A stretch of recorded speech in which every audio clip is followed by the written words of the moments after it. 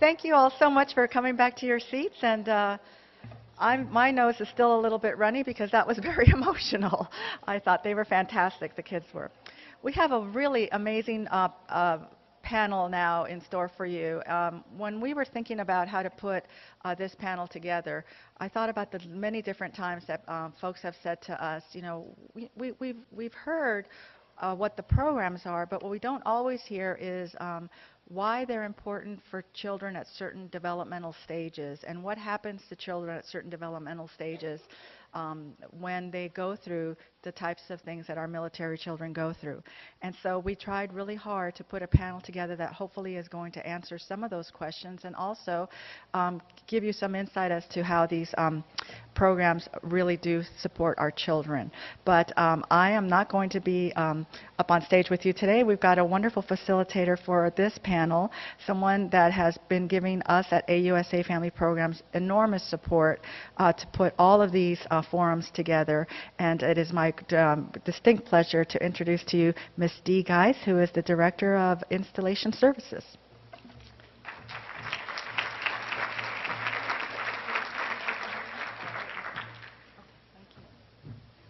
Good morning.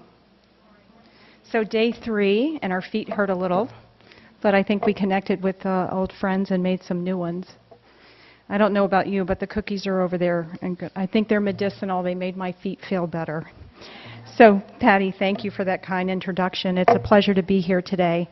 As a Department of the Army civilian, an Army wife, and an Army mom, I take personal and professional interest in our Army strong Army children. So before I introduce the panelists, I'm going to talk a little bit about the Army Child and Youth programs. Army Child and Youth and School Services has a long and storied history. From the beginning in the 1980s to the present, CYS has been instrumental in partnering with parents to ensure our children and youth can grow and thrive in a military culture and excel in the world at large. There have been many milestones and transitions along the way. From our beginnings operating in a renovated horse stable to our current state-of-the-art facilities.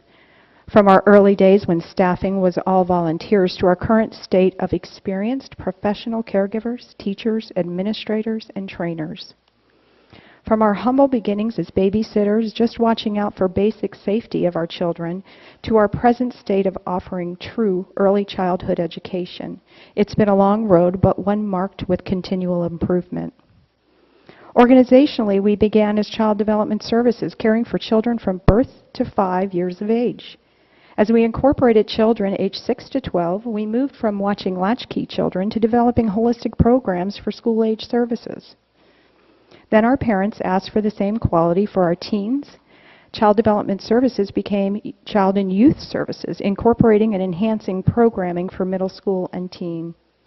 Finally, we answered the call to make our programs seamless by incorporating liaisons with local school systems and DODEA to ensure our children and youth are cared for and educated regardless of the setting or what part of the world they find themselves in. We've partnered with key organizations and stakeholders to ensure success. Without doubt, military spouses and parents have been our key partners. They have clearly articulated their desires and concerns and helped us develop standards that matter to them. Organizations such as 0 to 3 have worked to increase awareness and collaboration throughout the military community so that parents and professionals can more effectively care for very young children and their families. Their research and training materials have been invaluable in helping us as we strive to help our children deal with the issues of deployment. Virtually everyone is familiar with the great work of Sesame Street. Through the years, they have provided children and military families with opportunities to smile, laugh, and have fun.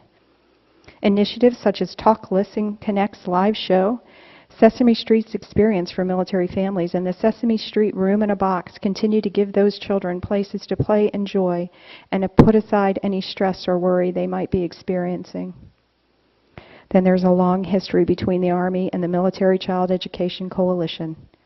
When the Army contracted MSEC to conduct the original secondary education transition study in 1997, we knew the results would be revealing. As a result of that groundbreaking study, programs such as the Army Senior Stabilization Policy for Soldiers And the SETS memorandum agreement between school districts were developed by the Army in collaboration with MSEC and other federal and non-federal organizations. The SETS study also sets the stage for the Army to fund school liaison officers at every installation. I believe that early work paved the way for the Interstate Compact on Educational Opportunities for Military Children that 43 states have now signed. This groundbreaking work provides legislative assurance to the burden of children transitioning from school to school across the United States as their military parents relocate to meet mission requirements. Other wonderful partners include Department of Defense Education Activity, Boys and Girls Club of America, USDA state extension offices, and a host of others too numerous to list. Our future is bright and sits on a solid foundation of excellence. We've heard rumors about cuts and wondered how this might impact the thing that we care about the most as parents, our precious children. We could focus on those rumors, or we could look at the Army's commitment to CYS since it was established. Few programs have ever been provided the strong and consistent support given to our children. Our leadership has publicly stated that these programs will not be allowed to weaken. We all know programs will be reviewed for effectiveness and efficiency as we face the challenging years ahead. We should take comfort in the knowledge that our programs for children and youth have been evaluated both internally and externally and proven their value time and time again. We will continue our commitment to excellence while we continue to strive to provide the best care and education possible for our children and youth. And for just a moment, I'd like to go off script and say that our programs would not be delivered to the caliber and quality without the dedicated professionals in the field. So I just want a big thank you to go out to our garrison staff, our region staffs, our headquarters installation management command, and our own staff here in the Pentagon that work tirelessly to make sure that these programs retain their funding and quality delivery.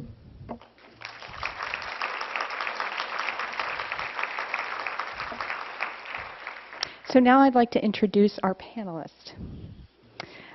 First is Miss Margaret Ellen Ferreter, otherwise known as Margie. Margie feels privileged to have a lifetime of experience of leading and learning in the Army community. She has partnered with Army families and local organizations to match opportunities and services in diverse geographic regions. As an Army wife, mother, aunt, mother-in-law, and daughter, she has experienced the transition of Army life and culture. She holds a BS in Business Administration from the University of South Carolina and an MS in Administration from Central Michigan University. Margie is married to Lieutenant General Mike Ferreter, my boss, the Installation Management Commander, and together they have 7 awesome children and children-in-law. Inspired by them, Margie works with the Army families to build on the successes of raising children and cultivating resilient family lives. She takes pride in volunteering and support of Army family needs. Now, Margie will tell you it's just life. She made that comment yesterday, but I'm sure you'll be as inspired as I am by her passion and dedication. Welcome, Margie. Our next panelist is Dorinda Silver Williams. Ms. Williams is the Director of Military Family Projects at 0 to 3 and has worked extensively with the military population throughout her career. Ms. Williams is a licensed clinical social worker and is certified by the Academy of Certified Social Workers. She completed her graduate study as an intern counselor for the Family Advocacy Program, the agency responsible for addressing child maltreatment and family violence on Marine Corps Air Station, New River, North Carolina. She has worked with military families experiencing or at risk for child maltreatment and domestic violence through her role as the Family Advocacy Counselor on Marine Corps Base Camp Butler, as well as Marine Corps Base Camp Pendleton.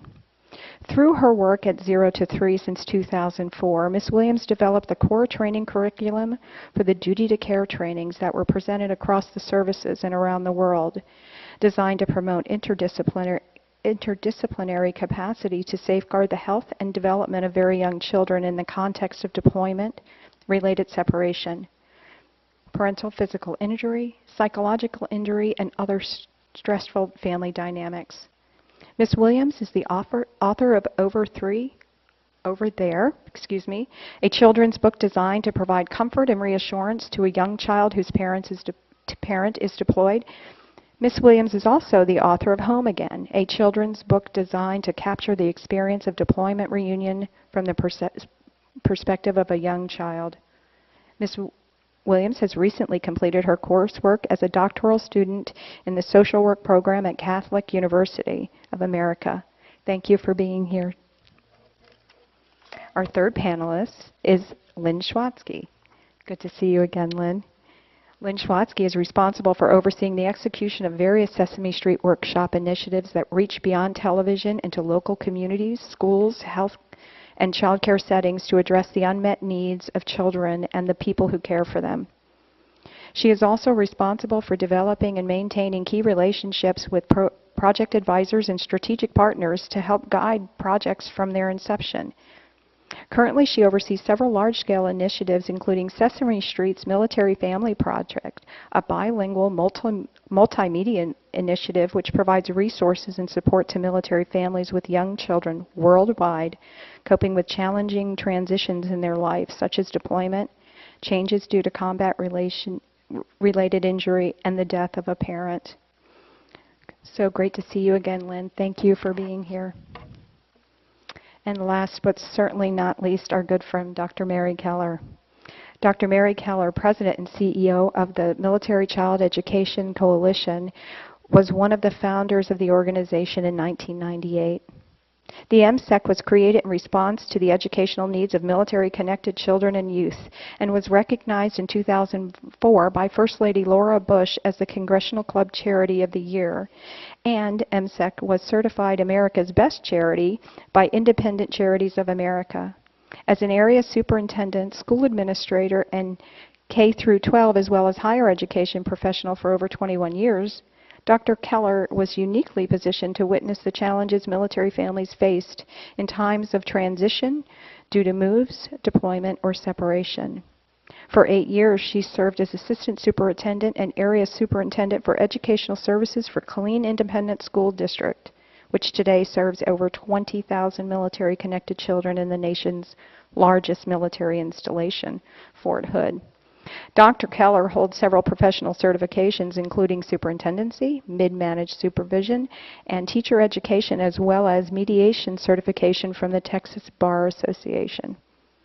She is widely regarded as an expert on education issues related to highly mobile, military-connected student and routinely consulted for research-based findings used to address our military needs. Mary, it's always a pleasure. Thank you for being here. So without further delay, I'm happy to introduce to you Ms. Margie Ferreter.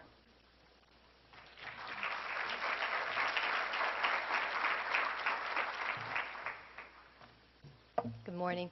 I'd like to thank the delegates that are here today. Thank you for taking your time out of your busy days and being here. And also a shout out to our military family members that are around the world gathered in their Army communities that are watching us together, and those that are out there watching on their home computers, and the ones that are sneaking in watching it on their work computers. We won't tell your boss. But we appreciate your commitment. Your commitment to military families make a difference. Thank you for your dedication and concern to our military families and our children. I'm honored to represent the Army family member today on this panel. It's my pleasure to hold the seat for you, the Army member, so that you can get a closer, upfront look at the programs that are out there, and you can utilize the things that have been designed by both the military and the civilian population to assist the military child in growing up. We're told that about 1% of our nation actually volunteers for military service. That's a pretty exclusive group. But associated with that group, attached and intertwined with that small group, is a group of military family members. They are actually not exclusive, but inclusive. They happily welcome new members. There's no requirement to join other than to be involved with a soldier. Be the soldier a parent, the soldier is your spouse, or the soldier is your own child. So the community that we have for the military child is a very inclusive, a very loving community, and we always welcome in new members. I became a member of the military community not by choice. I, like many military children, was born into it. I was raised in a family of 5 girls, a stay-at-home mom, and an airborne ranger soldier father. He had a tough time because he had 6 girls in the household giving him orders. My parents survived 2 wars, both Korea and Vietnam. And during that time, they did not have the programs that the Army provides and the commitment the Army has today for the families. We're very lucky to be where we are. I grew up, and then at my own free will, I remained a member of the military family. I fell in love, and I married a soldier who also had been married. I also had been raised by a military family. The difference now was I was an Army spouse. And it's often said the toughest job in the Army is an Army spouse. We know we have phenomenal spouses out there, inspiring us daily. And to all of our spouses, male and female, we thank you for everything you do for each other and for our nation. For over the next 33 years, my husband Mike and I raised 4 awesome children. We had a great time. But all of a sudden, besides being a child and a spouse, I was now an Army mom. My children were raised in Army families. They were raised on Army installations. They were born on military hospitals. They were fed by food bought at the commissary. They were educated in local public schools. They learned great sportsmanship and athletic ability in the Child and Youth Services sporting. And they were raised somewhat from their own families, their own blood kin, but more from the members of the military community where we lived. We raised each other's children, and we had a great time doing it. And then my children grew up. And for all of you out there, especially ones out there juggling a child now as you watch, enjoy those times, because in the blink of an eye, I know you don't believe it, I know it's tough right now, but in the blink of an eye, life moves on, time goes on, and they grow up. Once again, I was at a crossroads, and again, not by my own choice, but by this time the choice of my children. I became a different member of the military community. I became a mother of a different sort, a mother of a soldier. And gosh, that's tough. That is a challenge. I would tell you, make this the day to be a day to hug a military mom. In fact, make it your mission every day. Moms need hugs. So when you're going by and you see a military mom, give them a hug. It's challenging. And for those of you who have children serving, I thank you. It takes a strong parent to raise a child and then let them join and serve the nation. So I thank you for your strength that you give to our nation. Moving on, my adult children married wonderful spouses, and I've enjoyed watching a generation grow in an inclusive military community and welcome in their newest members. The children that we watched growing up, both military and civilian, many of them have joined the military, and they have moved on to help serve our nation and keep us safe and protected. So back now to why I'm now holding a seat for you. The Army and private organizations have partnered to assist military members in raising our most precious commodity, our military children. Through CYS, which is the Child and Youth Services, ACS, Army Community Service, military medicine, and the outside organizations, including the 3 we have with us today, the Army is committed to you. Military children have the same wants and needs as children of all societies. They want to be loved and belong. They want success and confidence, kindness and discipline. With that said, a military child grows up differently than other children. The most stark contrast I think we can say is over the last 11 years, children have watched a faraway war unfold on TV. But for the last over 11 years, our military children have experienced a faraway war in real time and in their real lives. On top of that, the only constant to a military child is change. We heard it in our other panelists this morning. We heard it in the backpack journalists. Normally, we expect our children to move every 2, 3, 4 years. Change of station, PCS, only means a permanent change of station till you get your next orders, and then there's a new change. It's a change that the child can't control often doesn't know is coming. And when they do move, when the parent does get the orders, we as a military expect the family to move. It's part of our way of life. Mine, I added it up this weekend. I thought, gosh, how many times have mine moved? My 4 children, who if you were here on Monday, you would have seen the picture up. My husband put the picture up for all of you to see. I added it up. Each one of them, strangely enough, moving and arriving different times in our lives, each one of them lived in 11 homes before they went off to high school. Mike and I, 20 altogether. They'll tell you there's pros and cons to it. Sometimes they all shared one room. We had 4 in one room at one time, and sometimes they got their own room. So there were different pros and cons to it. They moved during their senior years. All of them moved. 3 of them moved their high school, the senior year of their high school. But they all went on quite well balanced. And I think I have a key for that. The key for that is our military community. BCS means new schools, new rules and requirements. We heard that a little while ago. New friends and loss of friends. The military children face both one or both parents deploying and returning. The Army expects the soldier to deploy and leave the family behind. They expect the family to carry on and to be ready to accept that soldier back into the home at the end of deployment. Reintegration. Who would have thought how hard it would be to reconnect with one you love? The Army has heard your voice, and they have a plan to help you. We need you to come forward to let us help. The military community sometimes is hard to understand, is a little strange. We have our own rites of passage. At the age of 10, anyone in the military would know, what does your child get? The ID card, that is that's the biggest day in the child's life in the military. They're very proud. They're very proud. They'll show everyone they have an ID card. They are somebody. And then, as long as they don't lose it, they're doing okay. So, they stand at attention when the flag is raised and lowered.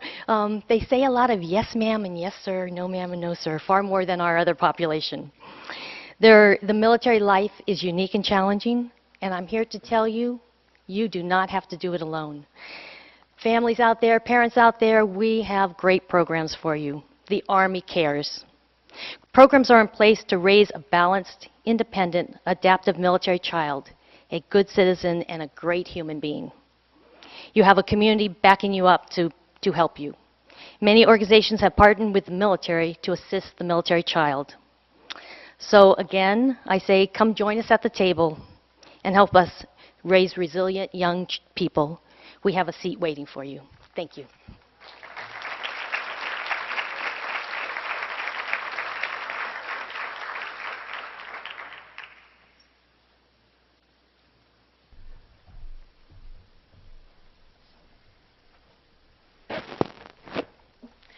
I always have to lower this. I've never not had to lower it. Good morning, everybody. I think there's going to be some different slides, maybe. And, well, you know what? I also need my clicker, I think. Clicker. They've hidden my clicker. Great. It is a pleasure and an honor to be here with you this morning. I have to say that your dear friend, Patty Barron, you all know her, had worked several years with Military Family Projects of 0 to 3, just prior to coming here, and she was critical to our program. So I have to say that being invited here today, I may be just starting to forgive AUSA for taking her away from us, but I think I'll have to come back again several other years before I truly forgive completely. As was shared, my name is Dorinda Williams. I'm a licensed clinical social worker, and I have always served military families professionally, both through family advocacy, also as a home visitor in the New Parent Support Program across different installations. And I wanted to also add that I am the spouse of a retired Marine. So not a soldier, but he's pretty nice anyway. I like him a lot. So after 20 years, I've decided I'm going to keep him. So I wanted to share that as well, both my professional and personal experiences with the military. But today I am here to talk with you about the babies. A lot of times I'm called the baby lady, and I do love to talk about the babies. I am with 0 to 3, and how many are familiar with 0 to 3?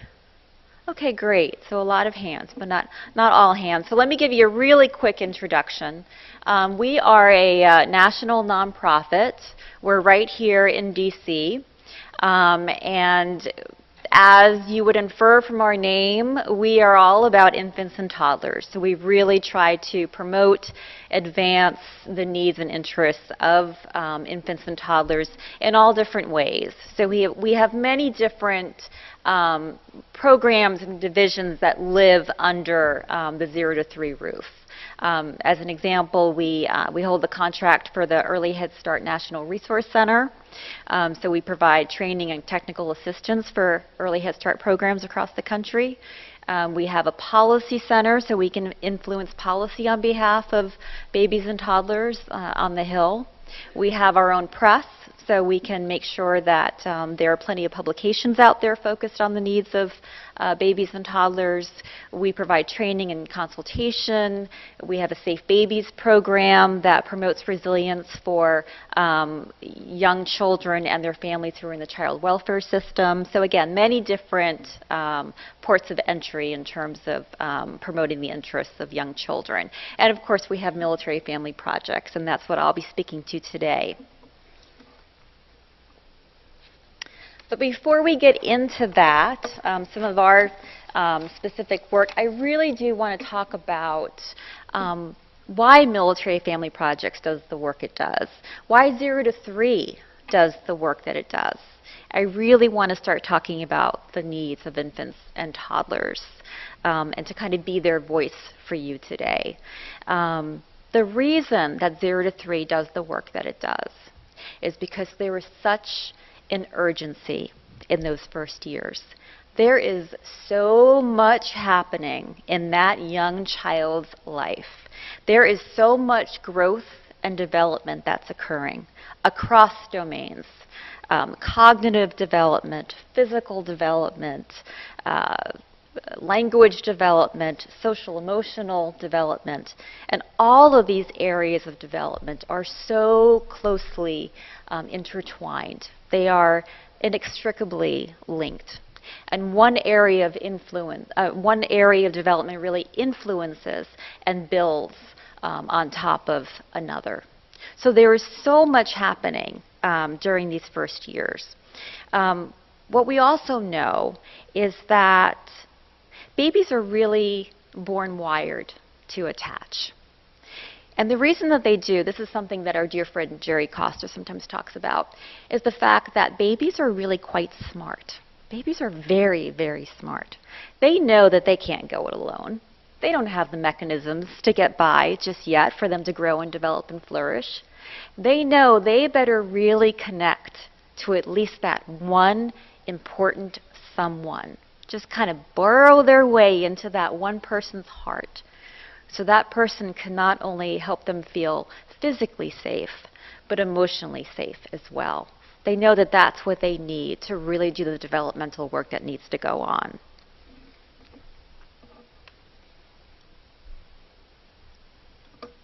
We talked about some of the areas of development. What undergirds much of that development is brain development.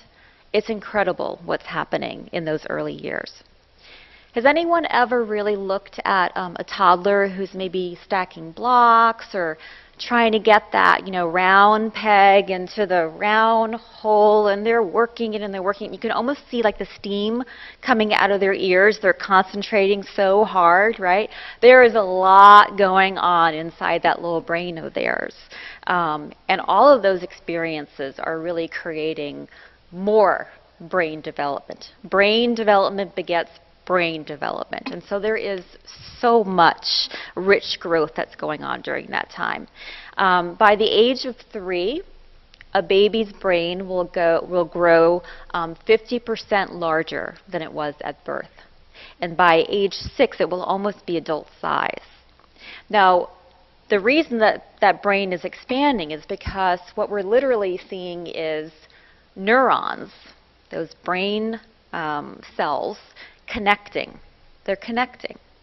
The neural pathways are being developed. Those neural tracks are being laid down. This is incredibly foundational for a young child. And this is what's really, really exciting about that. These connections, all of these rich neural connections, the wiring of the brain is experience dependent. So we used to always talk about, is it nature, is it nurture, what can we really attribute to a child's, personality to? We've finally put that debate to rest, because what we know is it's not an or, it's an and. It's nature and nurture working together.